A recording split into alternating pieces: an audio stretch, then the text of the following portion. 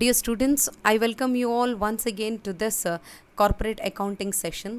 ಇಂದಿನ ಈ video session ಬಹಳ ಮುಖ್ಯವಾದದ್ದು.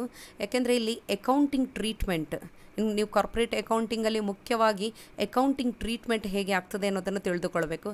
ಸೊ ಇಲ್ಲಿ accounting treatment in the books of transferor company or vendor ಕಂಪನಿಯ ಬುಕ್ಸಲ್ಲಿ ಯಾವ ರೀತಿ ನಾವು ಅಕೌಂಟಿಂಗ್ ಎಂಟ್ರೀಸ್ ಬರಬೇಕೆನ್ನೋದನ್ನು ಹೇಳಿಕೊಡ್ತಾ ಇದ್ದೇನೆ.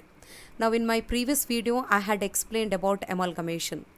ಈಗಾಗಲೇ ನೀವು ಅಮಾಲ್ಗಮೇಷನ್ ಅಂದರೆ ಏನಂತ ತಿಳಿದುಕೊಂಡಿದ್ದೀರಿ, ಮತ್ತು ಯಾವೆಲ್ಲ ಉದ್ದೇಶವನ್ನು ಇಟ್ಟುಕೊಂಡು ಇಂತಹ ಮರ್ಜರ್ಸ್ ಆ್ಯಂಡ್ ಆಕ್ವಿಸಿಷನ್ಸ್ ಎನ್ನುವುದು ನಡೀತದೆ ಎನ್ನುವುದು ನಿಮಗೆ ನೀವು ತಿಳಿದುಕೊಂಡಿದ್ದೀರಿ. So there are different objectives or motives for mergers and acquisitions. ನಿಮಗೆ ಈಗ ಗೊತ್ತಿರುವ ಹಾಗೆ there could be two companies, ಒಂದು ಪ್ರತ್ಯೇಕವಾದ ಸಂಸ್ಥೆಗಳು ಎದ್ದಿರಬಹುದು. ಸೊ ಈ ಸಂಸ್ಥೆಗಳ ಒಂದಾಗುವ ಒಂದು ಪ್ರಕ್ರಿಯೆ ಅಮಾಲ್ಗಮೇಷನ್. ಅಥವಾ when we think about absorption, there are two companies, one company is being taken over by another company. ಒಂದು ಕಂಪನಿಯನ್ನು ಇನ್ನೊಂದು ಕಂಪನಿ ಟೇಕ್ ಓವರ್ ಮಾಡ್ತದೆ. So what ever it is, ಎರಡು ಕಂಪನಿ ಒಂದಾಗಿ ಮತ್ತು ಒಂದು ಹೊಸ ಕಂಪನಿಯ ಸ್ಥಾಪನೆ ಇದ್ದಿರ್ಬೋದು, ಅಥವಾ ಒಂದು ಕಂಪನಿ ಇನ್ನೊಂದು ಕಂಪನಿಯನ್ನು ಟೇಕ್ ಓವರ್ ಮಾಡುವಂತಹ ವ್ಯವಸ್ಥೆ ಇದ್ದಿರ್ಬೋದು. So we can identify two important companies here, vendor company and purchasing company. So ಆ ನಂತರ ಈ ಮರ್ಜರ್ಸ್ ಆಕ್ವಿಸಿಷನ್ಸ್ ಎಲ್ಲ ನಡೆದ ನಂತರ there is only one company which will continue its operations, its business, that is you have your purchasing company. So vendor company ಅಂತ ಯಾರು ಇರ್ತಾರೆ, company which is to be closed, that will transfer all its assets. ಅದು ತನ್ನಲ್ಲಿರುವಂತಹ ಎಲ್ಲ asset ಮತ್ತು ಎಲ್ಲ ಲಯಬಿಲಿಟಿಯನ್ನು transfer ಮಾಡ್ತದೆ. And thereby that company itself is closed, and thereafter you will have only one company. ಇದನ್ನು ಯಾಕೆ ಹೇಳ್ತಾ ಇದ್ದೇನೆಂದರೆ, ಮುಖ್ಯವಾಗಿ ನಾವು ಅಕೌಂಟಿಂಗನ್ನು ತೆಗೆದುಕೊಳ್ಳುವಾಗ ಅಲ್ಲಿ ಏನು ನಡೆದಿದೆ ಎನ್ನುವುದನ್ನು ನಾವು ಅರ್ಥ ಮಾಡಲೇಬೇಕಾಗ್ತದೆ. So if you understand what has happened, you can learn how the accounting has to be done. So ಮುಖ್ಯವಾಗಿ you need to close the vendor company. With that the books of accounts, whatever the ledger accounts that you have, vendor ಕಂಪನಿಯಲ್ಲಿರುವಂತಹ ಏನೆಲ್ಲ ledger account ಉಂಟು ಎಲ್ಲ ledger ಅಕೌಂಟನ್ನು ನಾವು close ಮಾಡಬೇಕಾಗ್ತದೆ. So ಅದು ಮುಖ್ಯ ಉದ್ದೇಶ. ಇನ್ನೊಂದೇನೆಂದರೆ, when we talk about mergers and acquisitions, and you know that there are two companies, vendor company and purchasing company. So there are a lot of transactions. ಇವರ ನಡುವೆ ಬಹಳಷ್ಟು ಟ್ರಾನ್ಸಾಕ್ಷನ್ಸ್ ಇರ್ತದೆ, ವೆಂಡರ್ ಕಂಪನಿ ಮತ್ತು purchasing company. For example, vendor company will transfer all its assets, ತನ್ನಲ್ಲಿರುವಂತಹ asset ಮತ್ತು liability ಕೂಡ transfer ಮಾಡ್ತದೆ. So purchasing company will take it, ಅದನ್ನು ತಗೊಳ್ತದೆ. ಆದರೆ the purchasing company will have to pay for it, ಅದಕ್ಕೆ ಬದಲಿಗೆ ಹಣ ಅಥವಾ ಏನನ್ನಾದರೂ ಕೊಡಬೇಕಾಗ್ತದೆ. So when we think about amalgamation, there are lot of transactions that takes place between vendor company and purchasing company. So ಈ ಟ್ರಾನ್ಸಾಕ್ಷನ್ಸ್ಗಳನ್ನು ನಾವು ಅಕೌಂಟಿಂಗ್ ಲ್ಯಾಂಗ್ವೇಜಲ್ಲಿ, ಅಂದರೆ accounting entries ಮೂಲಕ ನಾವು ಬರಬೇಕಾಗ್ತದೆ. So one important thing that you need to know here is, before taking the accounting aspect, your vendor company will be closed. So close ಆಗುವಾಗ ಯಾವುದೆಲ್ಲ ಮಾಡಬೇಕು accounting adjustment, ಅದನ್ನು ನಾವು ಅರ್ಥ ಮಾಡಬೇಕು. ಇನ್ನೊಂದೇನೆಂದರೆ, there are transactions that takes place between vendor company and purchasing company. So those things also will have to be accounted, ಅಂದರೆ ನೀವು ಅಕೌಂಟಿಂಗ್ ಎಂಟ್ರೀಸ್ ಕೊಡಬೇಕಾಗ್ತದೆ. So when we talk about the transactions ಅಂತ ಹೇಳಿದೆ ಅಲ್ಲ, ಅಲ್ಲಿ ಪರ್ಚೇಸ್ ಕನ್ಸಿಡ್ರೇಷನ್ ಕೊಡುವಂತಹ ಕೆಲಸ ಇರ್ತದೆ. The purchasing company will have to pay the purchase consideration to vendor company. So ಆ ಒಂದು ವಿಷಯವನ್ನು ನಾವು ಅರ್ಥ ಮಾಡಬೇಕು. ನಾವು we will see how the entries are to be made in the books of vendor company. So in this video, I will just explain the accounting entries in the books of vendor company. In my next video, I will explain about the entries that are to be made in the purchasing company. ಇನ್ನೊಂದು ವಿಡಿಯೋದಲ್ಲಿ purchasing ಕಂಪನಿಯಲ್ಲಿ ಯಾವ ರೀತಿ entries ಮಾಡಬೇಕೆನ್ನೋದನ್ನು ಹೇಳಿಕೊಡ್ತಾ ಇದ್ದೇನೆ. So in vendor company, ನಾನು ಈಗಾಗಲೇ ನಿಮಗೆ ಹೇಳಿರುವ ಹಾಗೆ ಮುಖ್ಯ ಉದ್ದೇಶ ಏನಂದರೆ, company is closed. So you do not want to have any ledger accounts. ಅಲ್ಲಿ ಭಾಳಷ್ಟು ನಿಮಗೆ ಲೆಜ್ಜರ್ ಅಕೌಂಟ್ಸ್ ಇರ್ತದೆ. ಆ ನಂತರ ಯಾವ ಲೆಜ್ಜರ್ ಅಕೌಂಟ್ಸು ಇರಬಾರ್ದು. So you need to close your business and then you need to close all your ledger accounts. ಇರುವಂತಹ ಎಲ್ಲ ಲೆಜ್ಜರ್ ಅಕೌಂಟ್ಸನ್ನು ಕ್ಲೋಸ್ ಮಾಡಬೇಕು. So how do you do that? See when you pass any entry, ಯಾವುದಾದ್ರೂ ಒಂದು journal entry pass ಮಾಡುವಾಗ you need to have two aspects, right? Debit and credit. ಬರೀ ಒಂದು aspect ಇದ್ದರೆ ಅದು ಜರ್ನಲ್ ಎಂಟ್ರಿ ಕಂಪ್ಲೀಟ್ ಆಗೋದಿಲ್ಲ. So even to close your any ledger account that you have, you can do that only with that account. ಬರೀ ಒಂದು account ಹಿಡಿದುಕೊಂಡ್ರೆ you cannot pass a journal entry, ಒಂದು full journal entry ಕೊಡಲಿಕ್ಕೆ ಆಗೋದಿಲ್ಲ. So in order to close all the ledger accounts, ಮತ್ತು ಇನ್ನು ಕೆಲವು ಉದ್ದೇಶಗಳಿಂದ ಈ ಒಂದು ಹೊಸ ಅಕೌಂಟ್ ನಾವು ಓಪನ್ ಮಾಡ್ತೇವೆ, which is known as realization account. Understand, it's a new account which is known as realization account. This account will help us to close all the ledger accounts. ಇರುವಂತಹ ಎಲ್ಲ ಲೆಡ್ಜರ್ ಅಕೌಂಟನ್ನು ಈ ಅಕೌಂಟನ್ನು ಬಳಸಿಕೊಂಡು close ಮಾಡಲಿಕ್ಕೆ ಸಾಧ್ಯ ಆಗ್ತದೆ. So how it is done, V will see that now. ಈಗ ಮುಖ್ಯವಾಗಿ ನಾನು ಕೇವಲ ನಿಮಗೆ ಎಂಟ್ರೀಸ್ ಮಾತ್ರ ಹೇಳೋದಲ್ಲ, I will explain the reasons also. Okay, whenever we debit something or a credit some account, no, there is a reason for it. You need to understand that. So with the reason I will explain so that you can remember all the things. ಇಲ್ಲಿ ಮುಖ್ಯವಾಗಿ ಏನು ಕಾರಣ ಅಂತ ಹೇಳ್ತೇನೆ, ಆನಂತರ entries ಕೂಡ ಹೇಳ್ತೇನೆ. ಆವಾಗ ನಾವು ಕಲಿತ ವಿಷಯಗಳು ಕೂಡ ನಮಗೆ ಸರಿಯಾಗಿ ನೆನಪಿನಲ್ಲಿ ಇಟ್ಟುಕೊಳ್ಳಿಕ್ಕೆ ಸಾಧ್ಯ ಆಗ್ತದೆ. So take that you have a balance sheet. Vertical balance sheet present ಮಾಡಲಿಲ್ಲ, ಆದರೆ ಇಂತಹ ಒಂದು ಸಾಮಾನ್ಯವಾಗಿ ಇಂತಹ ಐಟಮ್ಸ್ ಇರ್ತದೆ. You will have assets and you will have liabilities. So when you have some balance in a particular item, ಒಂದು item ತಗೊಳ್ಳುವಾಗ, for example building 1,80,000, from where did you get this? ಇದು 1,80,000 ಎಲ್ಲಿಂದ ಬಂತು? So you know that there will be a ledger accounts. ಅಂತಹ ಒಂದು ledger account ಇರ್ತದೆ, building account ಅಂತ ಇರ್ತದೆ. So this is a ledger account. So when you purchase the building, no, that time you will have this entry, building account to bank account. Whenever a new asset has to be brought into books of accounts, ಒಂದು ಹೊಸ ಅಸೆಟನ್ನು ನಾವು books of ಅಕೌಂಟ್ಸಿಗೆ ತಗೊಳ್ಳುವಾಗ this is the entry, right? You pay cash. So this is the entry, building account to bank account 1,80,000, and at the end of the year, take that you do not have any transaction, you have to balance your account. ಆನಂತರ ನೀವು ನೋಡ್ತೀರಿ ಏನಂದರೆ ಇಲ್ಲಿ ಒಂದು balance ಉಂಟು. This will be carried forward to the next year. ಇದು next year opening balance ಆಗ್ತದೆ. So ಎಷ್ಟು ಬ್ಯಾಲೆನ್ಸ್ ಉಂಟು? 1,80,000 is the balance in the building account.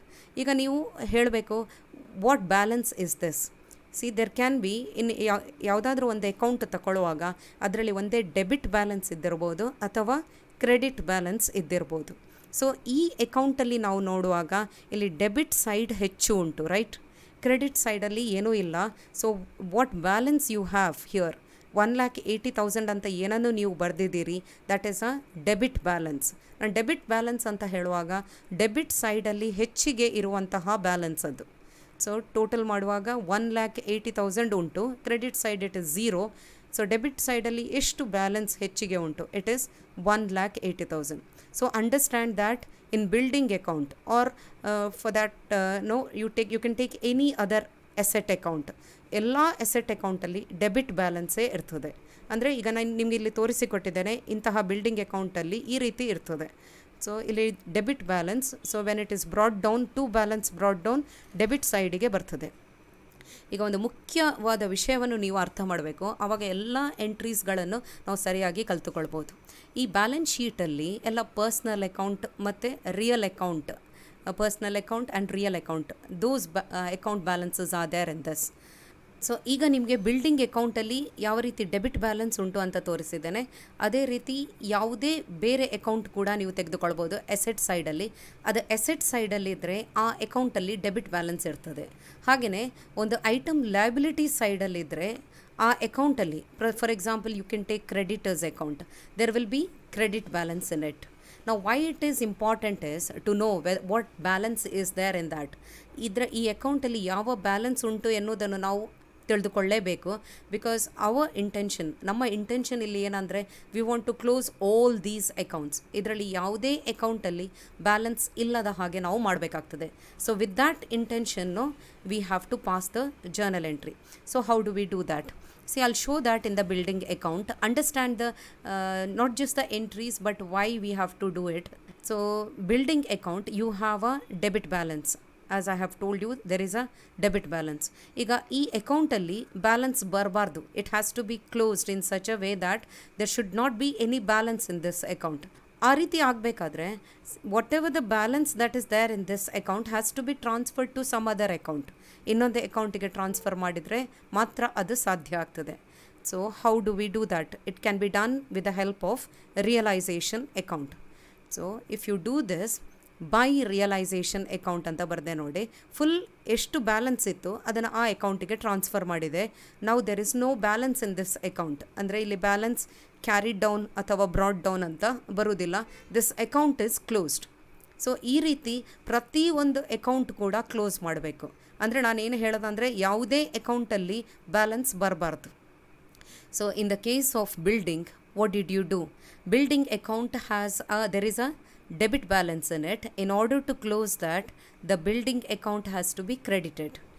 Entry: the concerned asset account has to be credited and realization account has to be debited. ಅದೇ ಎಂಟ್ರಿಲಿ ನಿಮಗೆ ಕಾಣ್ತದೆ ನೋಡಿ, realization account debtor to building account.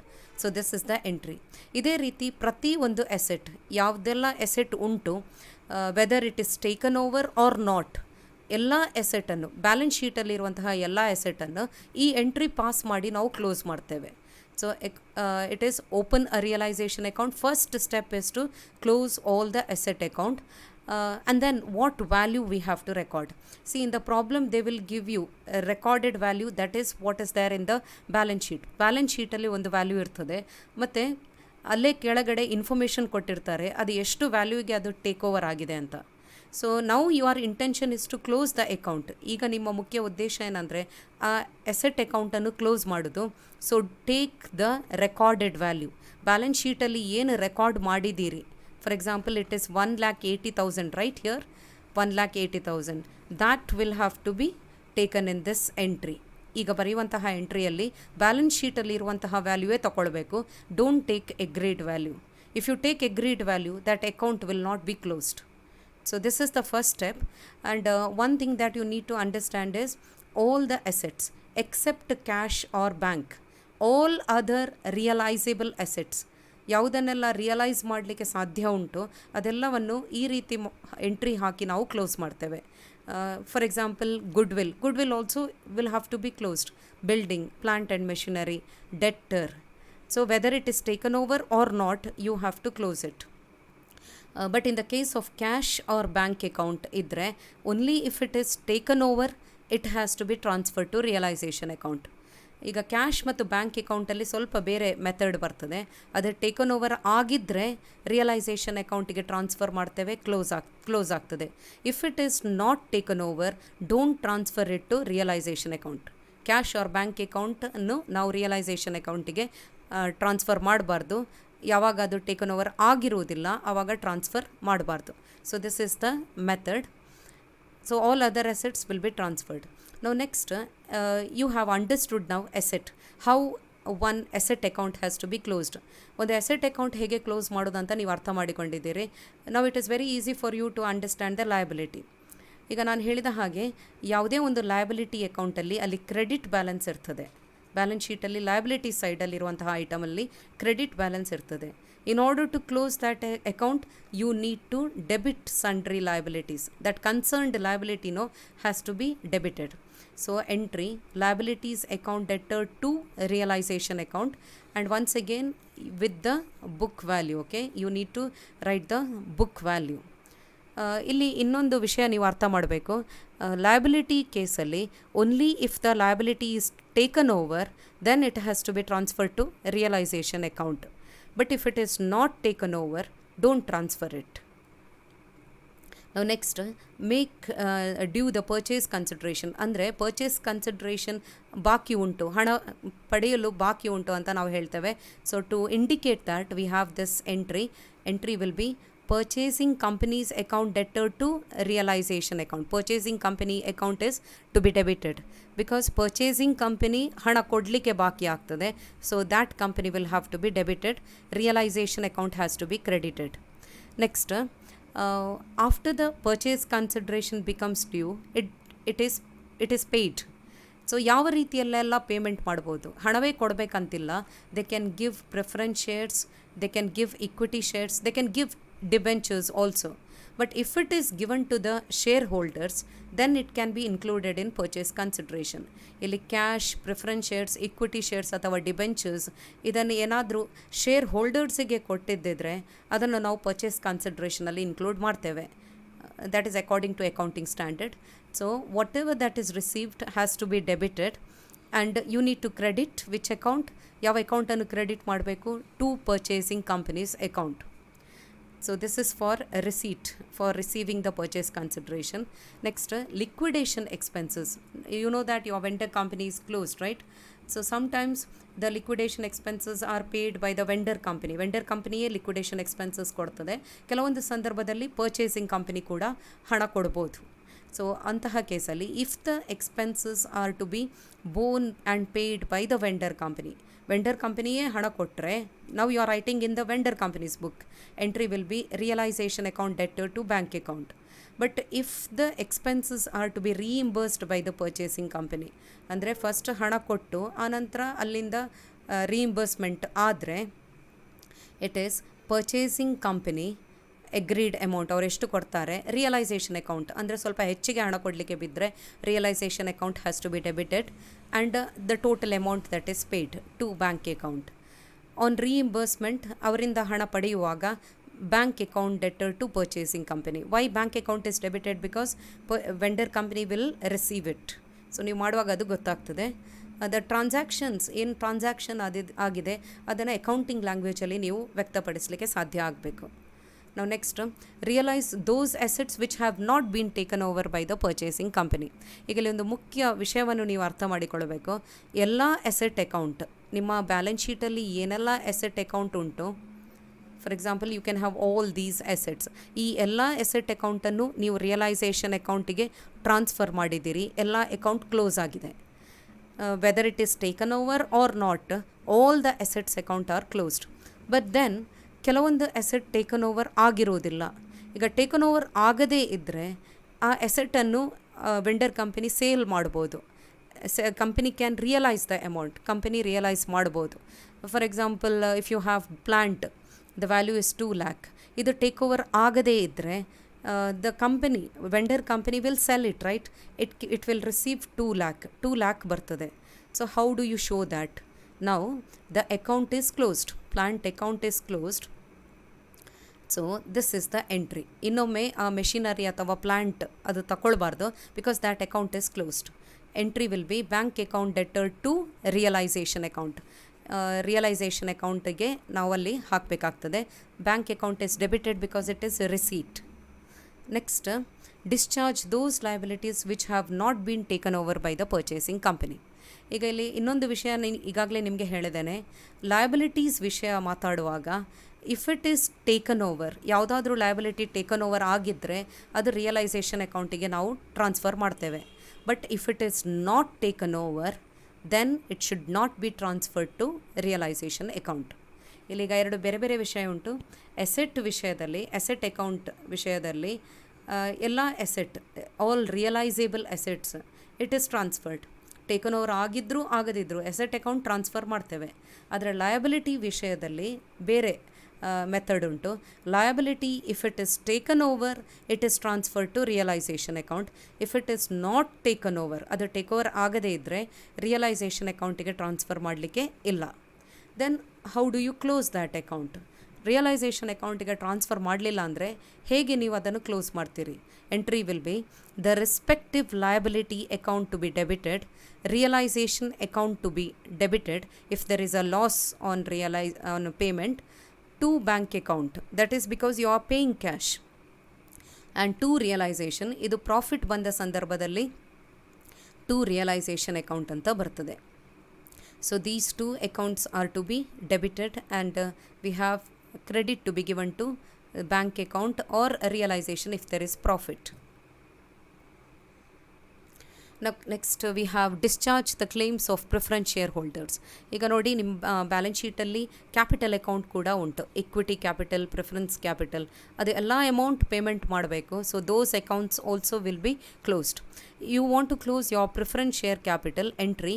Preference share ಕ್ಯಾಪಿಟಲಲ್ಲಿ ಅಲ್ಲಿ credit balance ಇರ್ತದೆ. So you need to debit preference share capital in order to close it.